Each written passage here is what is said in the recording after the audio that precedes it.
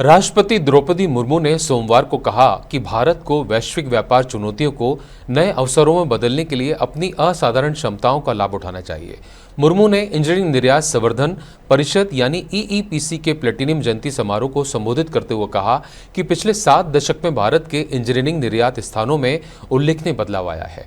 राष्ट्रपति ने कहा कि ईईपीसी को परिवर्तन की इस प्रक्रिया को जारी रखना चाहिए और राष्ट्र प्रथम की भावना के साथ भारत की अर्थव्यवस्था को मजबूत बनाने के लिए काम करते रहना चाहिए। आपको बता दें, उन्होंने कहा कि हमारे देश में उपलब्ध असाधारण क्षमताओं का उपयोग करके वैश्विक व्यापार की चुनौतियों को अवसरों में बदलने की आवश्यकता है।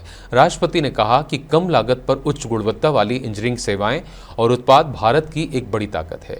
पिछले 10 साल में भारत इंजीनियरिंग निर्यात $70 अरब से बढ़कर $115 अरब से अधिक हो गया है।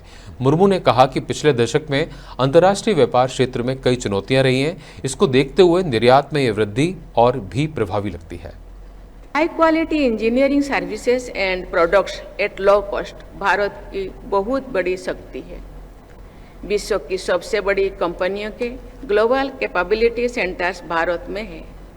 समुचित प्रोत्साहन और इकोसिस्टम उपलब्ध कराकर भारत को ग्लोबल इनोवेशन सेंटर बनाने की सोच के साथ ईईपीसी जैसे स्टेक होल्डर्स को आगे बढ़ना चाहिए।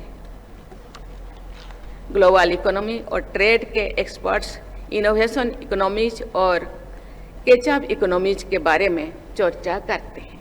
इनोवेशन इकोनॉमीज विश्व के सबसे अधिक कॉम्पिटिटिव और प्रॉस्परस इकोनॉमीज।